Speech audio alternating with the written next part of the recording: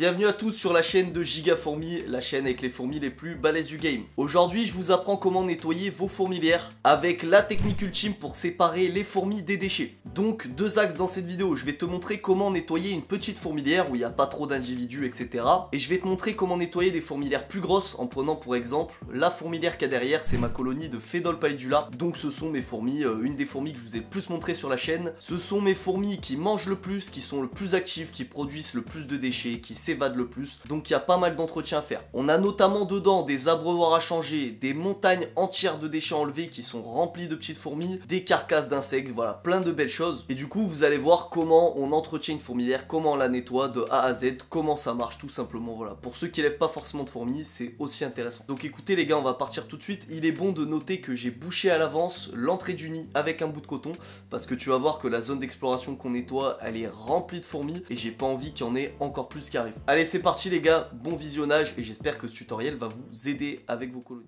Dans l'introduction, je vous ai dit 2 parties, mais finalement on va en faire 3. Donc on commence avec une fondation. Une fondation c'est quoi? C'est une toute petite colonie de fourmis, donc une colonie qui a moins de 100 ouvrières. C'est ce que la plupart d'entre vous ont. En général, vous avez des toutes petites colonies, vous venez de commencer. Ici, j'en prends 2 de l'espèce Campotus nicobarensis. Le premier truc à faire, c'est boucher l'entrée des nids avec un bout de coton. Ça va empêcher les fourmis de sortir pendant que tu nettoies. Ne mets pas un coton trop compact et l'enfonce pas trop, parce que sinon, t'arriveras pas à l'enlever après et ça va faire des vibrations, ça va stresser tes fourmis. T'enlèves tout ce qui traîne dans ta zone d'exploration, donc les gamelles, etc. Parfois, tu vas avoir des fourmis qui sont restées dans la zone d'exploration, elles seront pas toutes rentrées dans le nid. Dans ce cas-là, tu vas voir dans la deuxième partie ce que je fais, mais il faut les mettre dans une boîte à part, le temps de nettoyer et puis les remettre après. Ensuite, tu dois enlever tous les gros déchets à la pince. Voilà, t'enlèves le principal, tout ce que tu peux attraper à la pince, tu l'enlèves et tu le mets directement à la poubelle. Donc ça va être des carcasses d'insectes, etc. Et ensuite, tu prends un coton dans une pince, tu le mouilles avec de l'eau et là, tu nettoies l'air de chasse avec ça. En fait, tu frottes le sol doucement et tous les déchets vont se coller dessus. Et tu fais ça plusieurs fois. Et à la fin, tu fais pareil, mais avec du coton sec que tu n'as pas mouillé et ça va permettre d'enlever l'eau et les déchets qui restent. Alors ça peut paraître bête dit comme ça, mais on m'a déjà posé la question. On ne nettoie pas sa fourmilière avec des produits, du savon ou quoi. On nettoie à l'eau, ça suffit. Et les produits, ça risque de tuer tes fourmis, donc attention à ça. Et donc une fois que t'as fini, t'enlèves le coton qui bouchait l'entrée du nid, faut bien y penser. Et tu remets tes fourmis si jamais t'as enlevé des fourmis de la fourmilière, le temps de nettoyer. Et en fait, tu vas voir souvent, après les nettoyages, c'est assez marrant. T'as beaucoup d'ouvrières qui viennent pour récupérer de l'eau parce qu'il reste toujours des gouttes dans les coins que t'as pas pu enlever. Et c'est bénéfique pour elles, si elles le prennent, c'est qu'elles aiment bien, donc laisse-le. Alors partie suivante, là on passe à des colonies un peu plus développées, donc je dirais des colonies moyennes, c'est des colonies qui ont plus de 100 ouvrières, on va dire entre 100 et 1000 ouvrières. Donc là j'ai pris la même espèce, c'est ma colonie de Campotus nicobarensis, je te l'avais déjà présenté dans une autre vidéo. Donc là c'est le même principe, tu fermes le nid avec un bout de coton. Ça peut être intéressant de déconnecter le nid si t'en as la possibilité, en le laissant fermer bien sûr, sinon tu vas avoir des fourmis de partout. Parce qu'en nettoyant tu fais plein de vibrations qui vont stresser tes fourmis, et donc si tu déconnectes le nid, ça va moins les stresser. D'ailleurs il est important de noter qu'on ne nettoie jamais à l'intérieur du nid. On nettoie que leur zone d'exploration, les fourmis mettent leurs déchets dedans. Donc là tu fais ce que je t'expliquais dans la partie 1, tu prends tes fourmis et tu les mets dans une boîte à part. Pour les attraper t'as des pinces souples ou alors tu peux utiliser un pinceau. Et en fait tu vas les mettre dans cette boîte dans laquelle t'auras mis, avant de mettre les fourmis, t'auras mis de l'anti-évasion sur les parois, ce qui fait que tu vas les laisser là-dedans le temps du nettoyage, au moins tu risques pas de les blesser en passant les cotons etc. Donc là t'enlèves les objets qui traînent, comme ce que j'ai fait dans la partie 1. Donc là j'avais une gelée sucrée et un abreuvoir. Et donc on enlève à la pince les gros déchets, les plus gros déchets on les enlève. Et puis après on passe du coton mouillé de partout. Et puis après ça un coton sec. Donc tu passes plusieurs fois, tu passes autant de fois qu'il le faut, jusqu'à enlever la plupart des déchets. Maintenant on passe au gros du gros, à la grosse colonie. Donc là ça variera peut-être en fonction des spécificités de ta colonie à toi, mais ça peut peut-être t'inspirer, voilà, de voir mes techniques. Et il y a notamment ici une technique très importante, c'est la séparation des déchets et des fourmis. Tu vas voir, je vais tout expliquer. Donc je prends 2 boîtes, une petite qui peut être mise à l'intérieur d'une plus grosse. Sur cette petite boîte là je mets de l'anti-évasion, ici j'utilise du fluon, et j'en mets sur l'extérieur des parois mais aussi à l'intérieur. Ensuite je prends la deuxième boîte qui est plus grande et j'en mets qu'à l'intérieur, je mets de l'anti-évasion sur les parois. Donc une fois que tu as mis l'anti-évasion, tu retournes la petite boîte en la mettant à l'intérieur de la plus grande, ce qui fait que tu auras un espèce de socle sur lequel tu pourras poser tes déchets. Alors j'avais dit dans l'introduction, j'ai déjà fermé à l'avance l'entrée du nid. Donc une fois que c'est fait, bah écoutez, je commence à prendre les déchets et je les mets sur cette grosse boîte. Donc il y a des carcasses d'insectes, il y a des tas d'amas de déchets, dedans bah, il va y avoir des fourmis mortes, des résidus d'insectes, les déjections des fourmis. Et en fait le problème c'est qu'à l'intérieur de tous ces déchets, t'as forcément plein de fourmis qui se baladent. Et en les mettant sur cette boîte, ça va permettre juste en attendant que les fourmis, elles tombent de la petite boîte, ce qui les fait atterrir dans la grande boîte. Et ce qui fait que les déchets vont rester sur le toit de la petite boîte et tu pourras les mettre à la poubelle. Donc tu vois, c'est très simple, elles courent de partout du moment que tu les poses là-dessus. Et très vite, voilà, elles tombent dedans. T'as rien à faire, t'as juste à attendre. C'est très facile. Alors pour enlever les déchets, j'utilise une pince. Donc je vais ramasser avec la pince des amas de déchets. En faisant ça, parfois, t'as des fourmis qui se lâchent des pinces, ce qui fait que j'en retrouve un peu partout sur le bureau, mais la plupart tombent dans la boîte. J'utilise aussi de temps en temps un aspirateur à fourmis, mais c'est pas très efficace. Et surtout que parfois, j'ai du mal à enlever toutes les fourmis qui sont dedans, ce qui fait que j'ai encore plus de fourmis sur le bureau. Et une fois que t'as enlevé le plus clair des déchets, ben voilà, t'as plus qu'à attendre et tu peux les laisser comme ça. Tu reviens dans 2 heures et t'auras 95% des fourmis. Bon, je te sors un chiffre au hasard, hein, mais t'auras la plupart des fourmis qui seront dans la grande boîte. En attendant, ce que je fais, c'est que je leur reprépare un abreuvoir avec de l'eau. Alors là, c'est une technique dont je t'ai parlé dans la vidéo sortie de Diapose. Donc, je prends un tube à essai, je remplis d'eau et je mets un petit coton tout fin dedans. Et ensuite, je viens poser ce tube un peu à la verticale pour éviter qu'il y ait des inondations. Et avec cette espèce de fourmis, si je fais pas ça, si je leur mets un abreuvoir lambda, elles vont par centaines se noyer dedans. Donc là, pour l'instant, c'est la seule technique que j'ai trouvée pour qu'elles puissent récupérer de l'eau facilement. Alors une fois qu'on a attendu, on a la plupart des fourmis dans la grande boîte, comme je t'ai expliqué. Donc là, il faut enlever la petite boîte, la mettre de côté, parce que souvent, il va rester quelques fourmis dedans. Et là, tu prends cette grande boîte dans laquelle il y a toutes les fourmis et tu la tapotes au-dessus de ta grande zone d'exploration. Alors ça peut paraître barbare comme ça, mais tes fourmis, ça leur fait pas mal. En fait, les fourmis, elles sont très légères, donc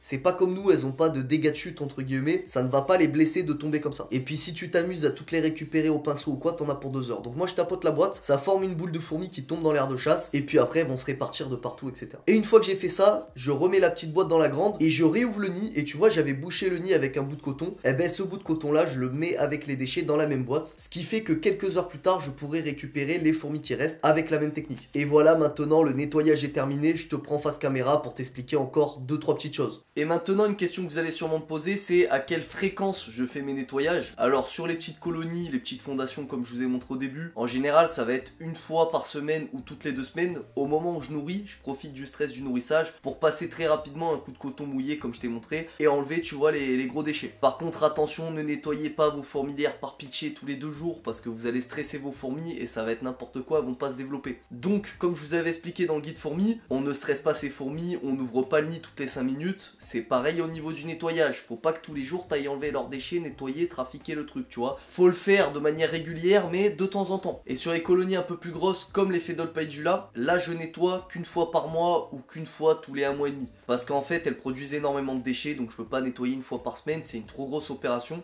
Et puis de toute façon elles sont assez propres dans leur bordel parce qu'elles prennent tous leurs déchets, elles les mettent dans un coin, elles les rangent, elles font des petits tas, etc.